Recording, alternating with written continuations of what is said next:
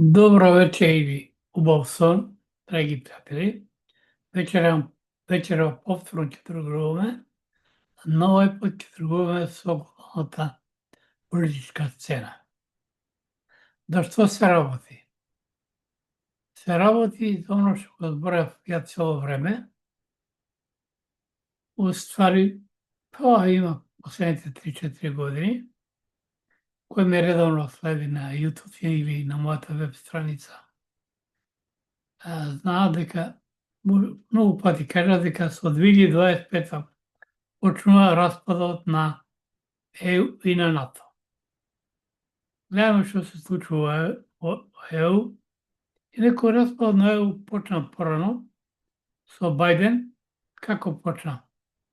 Почна со Северен ток кога се крена во воздух, кој вети дека ќе окрене, за да ЕУ нема ефтини енергенци, значи Европската унија или европските западни земји има добар стандард благодарение на ефтините руски енергенци. Ово продолжи и Трамп, значи америчката политика кон ЕУ. Само за пример да ви кажам, дека ЕУ пред 3-4-5 години учествуваше со 20% од светското БДП, а сега учествува со 14%. Значи, зборува за падот на стандард во Европската унија. Иначе тоа почна како заедница за челик, Европска заедница, после Европска унија и на Америка тој не одговара и затоа дојде до деинституционализација на Америка, на Германија. Земјите најзадолжена е Америка. Она должи некаде околу 38.000 милиарди долари. Франција, знам дека е над 130 и 126% од БДП-то задолжена. Англија е и она тука, она е втора најзадолжена, трета е Франција или Германија, тука се исто. Значи Германија 3 години во рецесија. И што се случува? Значи, кој се кажа во 2025 година, започнува распад на ЕУ и на НАТО. Во Конгресот на САД, републиканскиот конгресмен Томас Мали поднесе предлог закон за излегување на САД од НАТО, а причината за тоа е, вели, зошто да плаќаме за, обврзниците на даночните обврзници на САД да плаќат за одржување на Европа. Бидејќи Трамп побара 5%, они не може да се идват по 1,5-2%, така да од тие причини републиканскиот конгресмен Томас Маси го поднесе законодавниот дом предлог кој предвидува Соединетите држави да излезат од организацијата на Североатлантискиот договор, значи од НАТО, како и да се запре користење на парите на америчките даночни обврзници за финансирање на овој сојуз. Ова информација предизвика нормално голем одјек или силе, што делува и на политичката екзотика и во Европа. Тоа да е силно. Од тие причини, Трамп, ако се добро сеќавате, оние извади Америка и излезе и од Светската здравствена организација, че зборуваме за колапс. И ово што се случува со Украина, Трамп е приморан тоа да го направи, а договор за Оно што ќе случи во Украина, ова со само театар се што случува, се договорија Трамп и Владимир Путин, председател на Руската Федерација, кога тој гостуваше на Аљаска кога се сретнаа, но се случи оние 15 минути кога беа во автомобилот на Трамп. Немаше, значи, ни камери, ни звучници, ништо. И се насмеав, кој вечер, мислам, понеделник, петок има на вести на YouTube, анализи за Украина и во светот што случува. До пред 5-6 месеци, мислам, оно по моето кажување дека одлуката е најаска е донесена во автомобилот, со сите аналитичи што се појавуваат, веќе 20 пати сигурно повторија, дека не знаеле што се договориле Трамп и Путин во автомобилот на Трамп. Тоа кажува дека ме следа и добро ученици се добро запомтиле.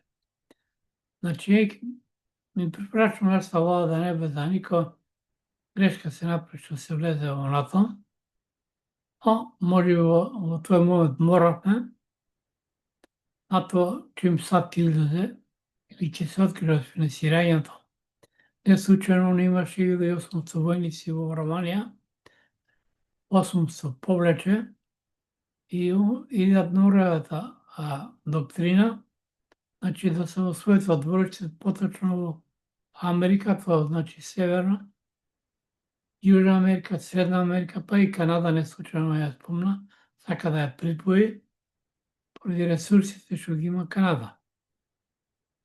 И не случајно е се пред Венецуела, бидејќи Венецуела има најбогата соизвори на нафта во светот и мислам дека е седно позлато.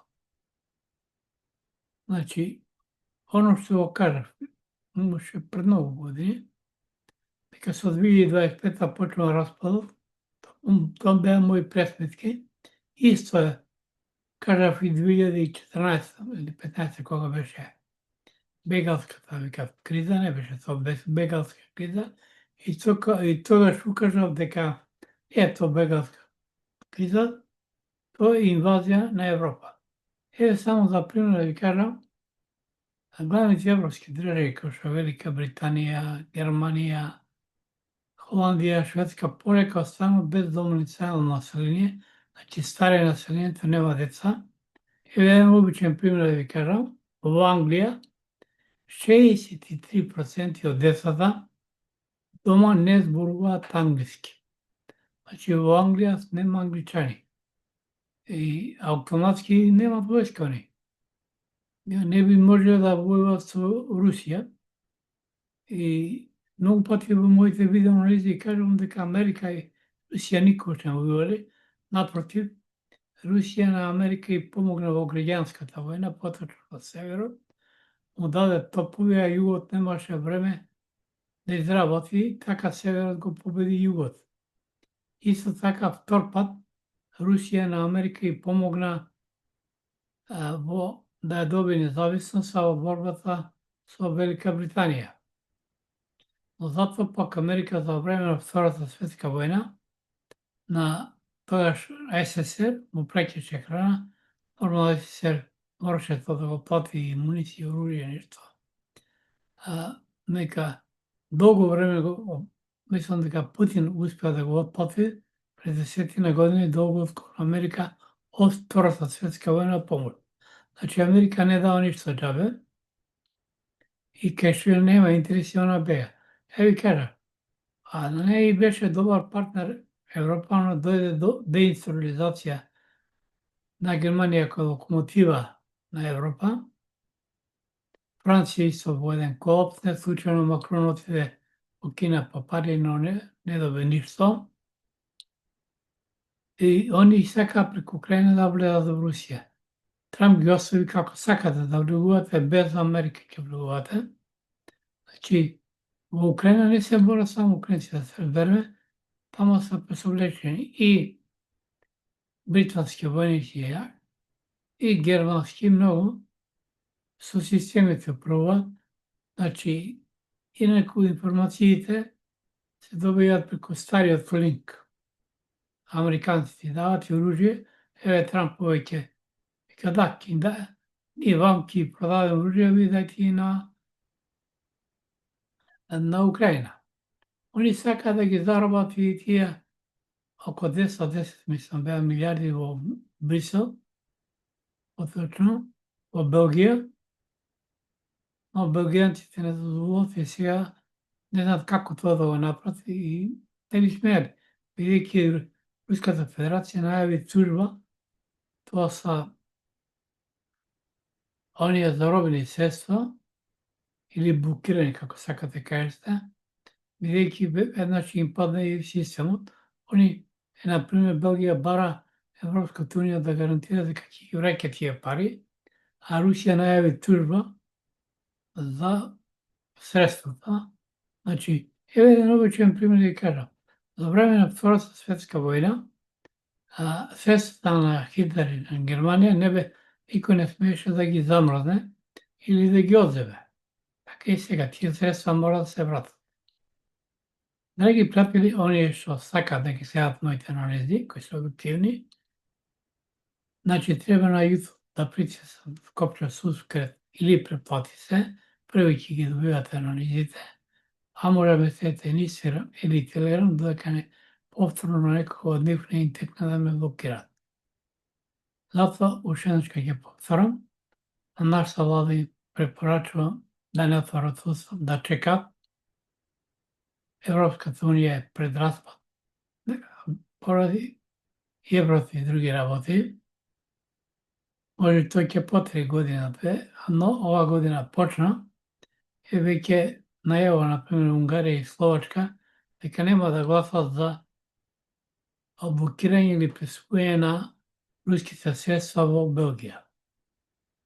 Драги пратели, посакувам добра ноќ, убав сон и ќе повторам уште еднаш што сакат да ме следат моите анализи кои се објективни, бидејќи сум дипломиран аналитичар. Може слободно да притиснете на копче subscribe или претплатите на YouTube канал, ќе добијат први анализите. А колегите што се нарекуваат аналитичари, ја нарекувам кафански мувит, му вече ќе постам само едно прашање. Да ми ја кажат дефиницијата за зборот аналитика. Знам дека ги немат онивите дипломи тие предмети, тој предмет, пардон, ќе го знаат, ќе ја знаат дефиницијата зборот аналитика, не е анализирање, тоа е глава аналитика именка, ако има завршено редовно 8-годишно училиште, ќе знаеш што значи аналитика. Драги пратели, уште еднашка добра ноќ со Македонија и со затоа напред.